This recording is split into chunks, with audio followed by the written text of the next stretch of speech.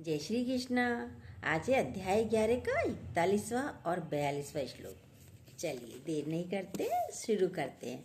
आपके इस प्रभाव को न जानते हुए आप मेरे सखा हैं ऐसा मानकर प्रेम से अथवा प्रमाद से भी मैंने हे कृष्ण, हे यादव, हे सखा इस प्रकार जो कुछ बिना सोचे समझे हठात कहा है। और हे अच्युत, आप जो मेरे द्वारा विनोद के लिए विहार, शय्या, आसन और भोजनादि में अकेले अथवा उन सखाओं के सामने भी अपमानित किए गए हैं, वह सब अपराध अप्रेम्य स्वरूप अर्थात अचिंत्य प्रभाव वाले आपसे मैं क्षमा मांगता हूँ। अर्जुन कह रहे हैं, क्या अर्थ है इन बातों का? सुनिए। ये अर्जुन का कृष्ण के प्रति संबोधन है। ये उस वक्त की स्थिति है अर्जुन की जब उसको विराट दर्शन हुआ, दिव्य दृष्टि मिली, जिससे उनको ये अनुभव हुआ बिना दिव्य दृष्टि के आप परमात्मा के दर्शन नहीं कर सकते, परमात्मा को नहीं देख सकते। भगवान कृष्ण की ये करुणा थी जो दर्शन करा दिया अर्जुन को। ये जो विराट रूप देख करके उसको अपना पुराना व्यवहार याद आ रहा है अर्जुन को, जो उसने कृष्ण के साथ किया था, उसकी जो भीतर की दशा है उसके लिए बोल रहे हैं। अर्जुन बड़े क्षमा याचना रूप से कह रहे हैं कि आपके इस प्रभाव को न जानते हुए, अभी तक तो जानते नहीं थे ना कि भगवान है। थोड़ा तो जानते थे क्योंकि दैत्यों का वध किया था कृष्ण भगवान ने, छोटेपन से किया था। थोड़ा तो जानते थे, लेकिन क्या होता है, हम जानते हुए भी माया का पर्दा हमारी आंखों पर आ जाता है, माया का आवरण आ जाता है हमारी आंखों पर। परमात्मा तो है ही है। अर्जुन माया के कारण क्या माना? सखा माना। भगवान कृष्ण को माया के कारण सखा मान रहे थे। और जहाँ मित्रता का संबंध होता है वहाँ हास परिहास भी होता है। मित्रों से कुछ भी बोल देते हैं, कह रहे हैं मैंने प्रेम से प्रमाद से हमने देखा। जहाँ वही क्या होता है, मित्रता का जहाँ संबंध होता है, जहाँ मित्रता होती है, एक तो गाली देकर ही बोलते थे आपस में, दोस्त थे, मित्र थे, आपस में गाली देकर बोल रहे हैं, फिर भी खुश है, कोई बुरा भी नहीं मानता, क्योंकि मित्रों में बोल ही देते हैं ऐसे ही कुछ भी करके। यहाँ बोल रहे आपका परमात्मा के लिए संबोधन अलग होता है, लेकिन आप सोचिए हम सबका भगवान के प्रति संबोधन अलग होगा, दोस्त के प्रति संबोधन अलग होगा, छोटों के प्रति संबोधन अलग होगा और बड़ों के लिए अलग होता है। सबका अलग होता है। जो संबोधन हुआ, व्यवहार हुआ, भगवान समझ कर नहीं हुआ अर्जुन का। पहले जानते तो व्यवहार ही चेंज हो जाता। गुरु भले आपको अपने बराबर समझे, पर हम गुरु के बराबर नहीं हो सकते। कृष्ण ने नहीं बोला मैं बहुत बड़ा हूँ, मुझे तू सखा समझ। कृष्ण ने तो कुछ नहीं कहा, या मत समझ, ये भी नहीं कहा। बोला हे यादव, यादव मतलब दूध वाले। अर्जुन ने सब कुछ तो बोला था, छेड़ाखानी करी थी, मित्र थे। हे यादव, जब निकटता ज़्यादा होती है तो हमारा व्यवहार साधारण सा हो जाता है। जब हम किसी दोस्त के ज़्यादा निकट होते हैं तो व्यवहार भी वैसा ही हो जाता है। कुछ भी कह दिया, कुछ भी बोल दिया। अचानक कोई मिलता है तो उसके साथ हम बहुत अच्छे से बोलते हैं, मैनर्स के साथ बोलते हैं, तहजीब के साथ बोलते हैं। अर्जुन कह रहे हैं हमारा जो व्यवहार था, आपने इतनी निकटता दी मुझे, इतना करीब जाना, तो मैंने आपके साथ गलत व्यवहार किया है प्रभु। हे कृष्ण, हे यादव, हे सखा, बिना सोचे समझे हठात कहाँ है। क्योंकि मित्रता में शब्दों पर ज़्यादा सोच विचार नहीं किया जाता, गौर नहीं किया जाती, जो मन में होता बोल देते हैं। अरे यार कैसे हो, बोल देते हैं ना, भाई कैसे हो, अरे यार तुमने ऐसे कर दिया। उसको भी नहीं बुरा, उसको बुरा भी नहीं लगता दोस्त को। किसी बड़े को नहीं कह सकते ऐसे, अरे यार कह के बोलेंगे, अपने फादर को नहीं बोल सकते। आपसे न जाने विनोद के लिए भोजनादि में भी, भाई भोजन करते वक्त ही कितना हास प्रयास किया था। कितनी बार आपको अपमानित भी किया, खाते पीते भी मैंने आपको अपमानित किया। अब ये सब बातें उसको अंदर से आ रही हैं। भाई है तो भगवान, और मैंने पता नहीं, मैं तो सखा जानकर सब कुछ बोला था। क्षमा का भाव आ रहा है कि भगवान मुझे क्षमा करो, कि मुझे क्षमा कर देना, मैं तो कुछ भी बोल दिया। अचिंत्य प्रभाव वाले, मैं आपसे क्षमा मांगता हूँ, अर्जुन कह रहे हैं। ये अर्जुन का भाव कृष्ण के प्रति है। अर्जुन और कृष्ण क्या हैं? अर्जुन और कृष्ण भक्त और भगवान हैं। आप सबका व्यवहार क्या भगवान जानकर होता है सबके साथ? देखिए अपने आप को। कृष्ण तो भगवान ही थे, माना उसने सखा, ये उसकी बात है। तो संसार में भी है ही भगवान, हर व्यक्ति में सर्वत्र भगवान ही है। जब आपके भीतर ये भाव आएगा तब विराट दर्शन आपको भी होगा। अच्छे चाहे बुरे में परमात्मा का दर्शन दो, दर्शन हो। अच्छा है या बुरा, सब में भगवान देखो। सबके साथ अच्छा व्यवहार ही करना चाहिए, भगवान देखकर ही व्यवहार करना चाहिए। ये शुद्ध अंतःकरण वाला यदि गलत व्यवहार किया तो आपको अर्जुन की तरह गलानी होगी।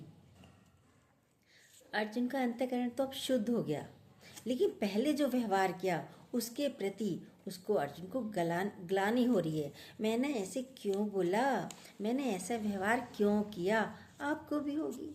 यदि हम किसी के साथ गलत बोल देंगे, अरे मैंने तो बहुत गलत बोल दिया, बेकार ही बोला। विराट दर्शन के बाद फिर कुछ रहता नहीं है। जब आपने भगवान के दर्शन कर लिए तब कुछ रहता नहीं है, रहेगा है ही भगवान। विराट दर्शन के बाद बेटा बेटी अपना पराया रहेगा ही नहीं। ज्ञान तो सबको, बुद्धि से तो सबको ही आ गया, सुनते सुनते आ गया होगा ना आप सबको भी। ज्ञान तो बहुत हो गया है सबको, पर बस लगाना बाकी है, पर भीतर उसकी अनुभूति होनी है अभी। यदि आप भगवान नहीं देखेंगे तो अपमानित कर दिए जाओगे, कहीं से भी अपमान हो जाएगा, फिर दुख होगा। सखा माना तो अपमानित किया ना उसने, अर्जुन ने। छोटा माना, छोटी जात का माना, यादव माना, तो अपमानित किया भगवान श्री कृष्ण को अर्जुन ने। लेकिन है तो भगवान ही, सिर्फ माया का पर्दा है। पर्दा क्या है? हम अपने को शरीर मानकर बैठे, हम अपने को शरीर मानकर बैठे हैं तो दूसरे को भी हम शरीर से ही मानते हैं, जानते हैं। संबंध हमारा शारीरिक है, बेटा है, बेटी है, पति है, पत्नी है, शरीर के संबंध हैं। और शरीर क्या है? माया है। माया का पर्दा हटते ही परमात्मा के दर्शन होंगे। अर्जुन का ये भाव हटा, अब सिर्फ कृष्ण ही भगवान नजर नहीं आ रहे, अब तो हर तरफ भगवान नजर आ रहा है। आप भी कोशिश करके देखिए, आपका व्यवहार आपके साथ कैसा है, अपनों के साथ कैसा है। आप भी यदि भगवान नहीं मानेंगे तो आपका व्यवहार अलग होगा, और भगवान मानेंगे तो व्यवहार बिल्कुल नम्रता वाला होगा। बेटे के साथ बेटे वाला व्यवहार होगा क्योंकि भगवान नहीं माना, पति के साथ पति वाला व्यवहार होगा क्योंकि भगवान नहीं माना। छोटे बड़े अपने पराए हम सबको मान सम्मान दे सकें, सभी को मान और सम्मान दे सकें। लखनऊ में तो कोई बोलता है तो कहते आपका नाम क्या है, छोटा बच्चा भी हो तब भी, बेटा आपका नाम क्या है, ये नहीं कि तेरा नाम क्या है, नहीं। ऐसा लगता है ना कि हमने गाली दे दी, तू तेरा बोलते तुम, ये भी गंदा लगता है। आप देखिए, हमें नहीं पता आपका, हमें लगता है गंदा। और लखनऊ तो नवाबों का शहर है, वहाँ तो बोला ही आपसे जाता है। आप कहते ही बोलने में भी मिठास आ जाती है। भगवान का भाव रखते ही आपका व्यवहार बदल जाएगा, आपका चरित्र भी बदल जाएगा। आप सत्संग भी सुनते हैं, सत्संग में जाते हैं, आपका व्यवहार कैसा है देखिए। आपका व्यवहार चेंज होना चाहिए। मंदिर कोई जाता है उसको कोई रोकता नहीं टोकता नहीं, उससे कोई कहता नहीं भाई आप मंदिर रोज जा रहे हो, क्या आपका व्यवहार चेंज हुआ? कोई कुछ नहीं कहता, नहीं मंदिर जाती हैं बस रोज। लेकिन कोई सत्संग जाता है, सत्संग सुनता है, सत्संग मतलब सत्य का संग, उसको परखा जाता है, देखा जाता है। अरे सत्संग जाती है, क्रोध अभी भी करती है, मौनता तो है ही नहीं, देखिए उसको, सत्संगी हैं और ऐसा व्यवहार करती है, देखिए क्या हमारा व्यवहार तो ऐसा नहीं है। सत्संगी मतलब सत्य के साथ जुड़न, परमात्मा के साथ जुड़न, हर तरफ परमात्मा नजर आएगा, है ही परमात्मा। इस सत्य में टिक जाना, यही सत्संग है। पहले सत्यनारायण की कथा होती थी। ये सत्यनारायण की कथा क्या होती है? कथा में ही कथा आती है। लीलावती ने कलावती से कहा, यही कथा आती है। आजकल तो इनॉग्रेशन होता है तो सत्यनारायण की कथा, बेटे बेटी की शादी होती है तो सत्यनारायण की कथा होती है। क्यों होती है? ताकि कोई गड़बड़ ना हो, घर फूले फूले, शादी टिक जाए, डिवोर्स ना हो। कथा क्या है? सत्यनारायण की कथा। जो सत्य में टिका वह नारायण हो गया। सत्य ही नारायण है, वो कथा अलग नहीं है, वो सत्यनारायण सर्वत्र ही है। सत्य में टिक जाना सर्वत्र दिखेगा, मतलब यदि हम सत्य में टिक गए तो सर्वत्र कौन दिखेगा? भगवान, परमात्मा, सत्य नारायण ही दिखेगा। और जब आप अपने में टिक जाएंगे तो स्थिति भी बन जाएगी। आपका जीवन सफल हो जाना चाहिए। एक तो होता है सत्य बोलो, आप सच बोलोगे तो आपका बोला हुआ सत्य हो जाएगा। तभी गुरुजी से कहते थे, कोई भी आ रहा है, गुरुजी मेरे सिर पे हाथ रख दो, मेरे दर्द ठीक हो जाएगा। क्यों क्यों बोला? आप अपना हाथ भी रख सकते हो, जो गुरुजी के अंदर है वो आपके अंदर भी है, पांचों तत्व है नहीं है, पर गुरु सत्य में टिके हुए हैं, इसलिए उनका बोला हुआ सत्य हो जाता है, ऑलवेज सत्य होता है। गुरुजी हाथ रख दो, गुरुजी तो एक के ऊपर तो हाथ रखा, स्टेचर पे आई लेडीज लेके आए घर वाले, गुरुजी इनके ऊपर हाथ रख दो, हड्डियां कई कमर की टूटी हुई थी, ये हमारे अपने गुरुजी की सत्य बात है। क्योंकि वो तो गुरु नहीं, पूर्ण भगवान हैं। उन्होंने उनके ऊपर स्टेचर पे लेटी हुई थी, हाथ फेरा, हाथ फेरा के बोली, कहाँ माई कहाँ टूटी है हड्डी? पूरी कमर पर हाथ जैसे घुमाया, फेरा, तो कोई हड्डी टूटी ही नहीं, वो तो स्टेचर से खड़ी हो गई। ये है सत्य में टिकना। करके तो देखिए, रिद्धि सिद्धि, सत्संग में आने से रिद्धि सिद्धि आपके हाथों में आ जाएंगी, आप में आ जाएंगी। हनुमान जी को कहा जाता है अष्ट सिद्धि नौ निधि के दाता, क्योंकि वो भगवान हैं, भगवान के साथ रहे, पूर्ण भगवान हैं, और हम भी भगवान यानी गुरु के साथ रहते हैं, गुरु के वचनों को लगाते हैं। क्या हम नहीं बनेंगे? बने हुए हैं, पर विकार हैं अभी। विकार हटाओगे तो पूर्ण भगवान बन जाओगे। गुरु का तो सबको पता है ना, वाणी में सत्यता है, आप भी परमात्मिक स्वरूप हैं। ब्रह्म सत्य जगत मिथ्या, पूरी गीता में एकाकार की स्थिति है, पूरी गीता में एक ही होना है। सत्यनारायण की कथा में बड़ा आनंद है। विराट रूप में भगवान ने अपने दर्शन दिखा दिए। कभी उसके साथ एकाकार होने का अभ्यास कीजिए। छोटा बच्चा एक जगह ही चक्कर लगाता रहता है, यहीं घूमता रहेगा। अरे क्या घूम रहे हो? ऐसे ही घूमता रहेगा। क्यों घूम रहा है उसको पता ही नहीं, क्यों घूम रहा है। सारा संसार एक में आ जाता है, उसे वहीं घूमना ही घूमना अच्छा लगता है। हमें देख कर चक्कर आ जाएगा, आएगा। सूफी संत क्या होता है, वो भी अल्लाहू अल्लाहू अल्लाहू आंखें बंद करके वहीं घूमते रहते हैं, क्योंकि सब एक जगह है, सब एक ही है, कोई अलग नहीं है। घूमते घूमते सारा संसार एक ही जगह सिमट जाता है। संसार विलीन। अभ्यास करिए, है ही परमात्मा। अर्जुन को क्षमा मांगनी पड़ी, अचिंत्य प्रभाव वाले आपसे मैं क्षमा मांगता हूँ। कभी गलती हो तो क्षमा मांगकर आओ। गुरुजी कहते थे यदि गलती हो गई, किसी को बुरा लग गया आपकी बातों का, क्षमा मांग कर आओ, अभी मांग कर आओ, कल की भी इंतजार नहीं करो। एक में आओगे तभी आनंद आएगा। क्षमा मांग लोगे तो आपके अंदर भी जलन कुड़न ईर्ष्या बातें कुछ नहीं रहेंगी। तुरंत शांति आएगी, तुरंत आनंद आ जाएगा। उपजे चाह साधक के संग। गुरु नानक जी ने बोला, हम घर वालों के साथ बैठे थे। ये लाइनें भी गुरु नानक जी की हैं। उपजे चाह साधक के संग। हम तो किसके साथ बैठते हैं? हम घर वालों के साथ बैठे हैं, पति के साथ बैठे हैं, और चाहत किसकी रखते हैं? भगवान दिख जाए, भगवान दिख जाए। दिखेगा? बिल्कुल नहीं दिखेगा, क्योंकि मन में है ही भगवान नहीं है, पति पति है। वो भाव पति का है, बेटे का है, बेटी का है, काम का है, कामनाओं का है, तो भगवान नजर नहीं आएगा। किसी गुरु किसी महात्मा का संग कर लीजिए भाई। यदि भगवान के दर्शन करने हैं तो किसी का गुरु का, किसी गुरु का, किसी महात्मा का संग करिए। आपके भीतर वो धीरे धीरे उपजेगा। एकदम नहीं उपजेगी ये चाह, एकदम नहीं उपजेगी, धीरे धीरे ये चाह भगवान से मिलने की उपजेगी।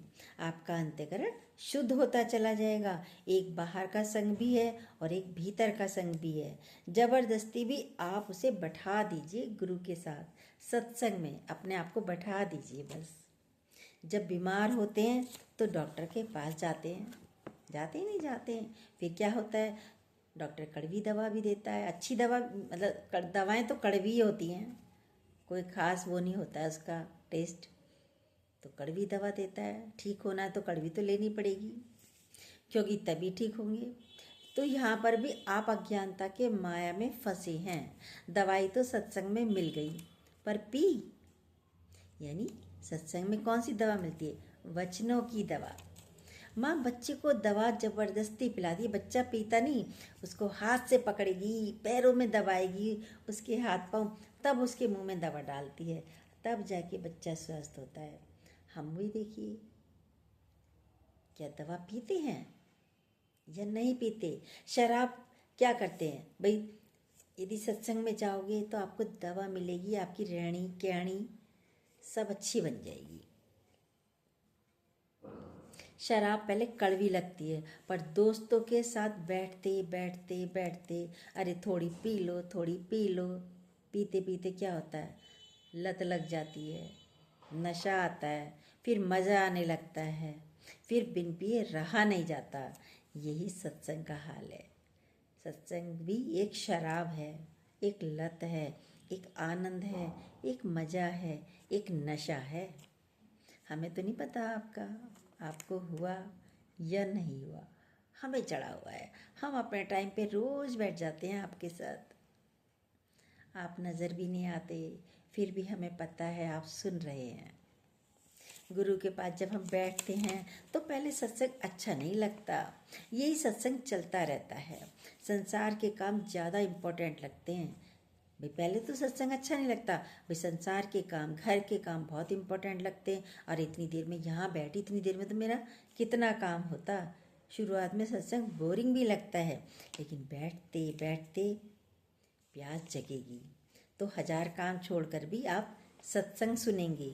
आपके पैर स्वतः ही चलने लगेंगे। फिर धीरे धीरे गुरु के साथ हमारा प्यार उपजता है। संग से ही होगा पर ये। फिर गोपियाँ दौड़ती थी, गोपियाँ जहाँ कृष्ण की बांसुरी बजी नहीं, गोपियाँ दौड़ पड़ती थी।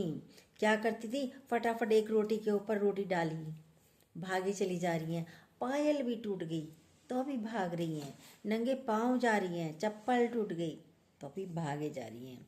ये होती है प्यास, ये होता है बावरापन। गुरुजी भी कहीं कभी वॉक पर जाते थे तो सब जने क्या करते, अरे गुरुजी वॉक पर जा रहे हैं, चलो चलो चलो जल्दी हम भी चलते हैं।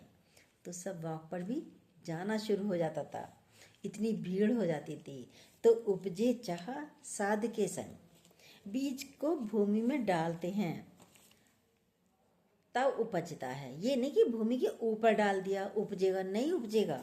फिर फलीभूत नहीं होगा। अंदर, भूमि के अंदर डालेंगे तब उपजता है। आप बीज को यदि सोने के डिब्बी में भी बंद करोगे तब भी नहीं वो फलीभूत होगा। आप कभी वही है, पेड़ निकला ही नहीं। क्यों नहीं निकला?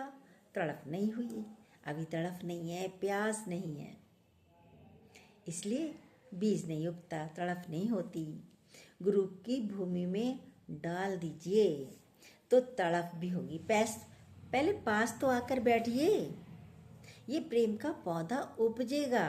फिर श्रद्धा का पानी डालते रहिए, रोज सत्संग आते रहिए, रोज सत्संग सुनते रहिए, प्रेम और श्रद्धा से सींचते रहिए इस पौधे को। श्रद्धा को कम होने नहीं दीजिए। एक व्यक्ति तलवार सीखने के लिए गुरु के पास जाता था। गुरु तलवार सिखाते थे बहुत अच्छी, पर गुरु को बहुत गुस्सा आता था, बहुत गुस्से वाले थे। कोई गलती हो जाए तो लिए तलवार मार दें, फिर कभी गलती हो जाए फिर तलवार मार दें। अब तलवार मार दें, अब उसे सीखना भी था, सिखाता भी अच्छे थे गुरु जो है। बाई चांस कोई गलती करता और तलवार मार देते। अब उस व्यक्ति के कई घाव हो गए तलवार लग लग कर। अब उसे तलवार चलानी आ भी गई। अब तो सोचा उसने, अब तो मुझे तलवार चलानी आ गई है, आज रात को गुरु सोएंगे ना तब मैं इन्हें ख़त्म कर दूंगा। अब ये सोचकर वो चला गया। वो तो गुरु रात को गए कमरे में, जाकर सो गए। उनके आज मार दूंगा मैं इनको, सोच ही लिया था।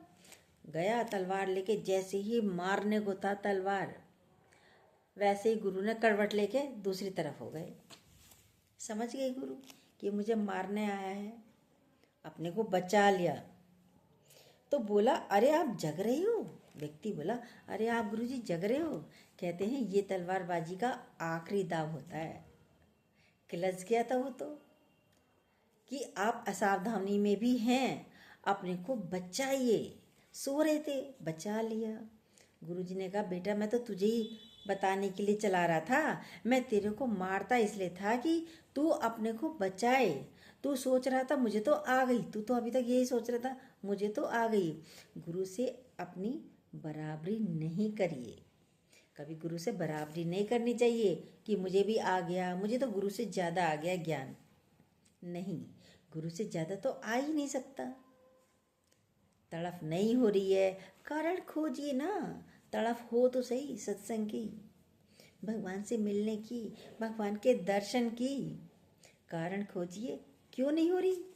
मन को कहाँ लगा रखा है, मन को क्या क्या इच्छाएं पड़ी हैं अभी, तभी तड़फ नहीं हो रही। देखिए अपनी बातें, अपने को।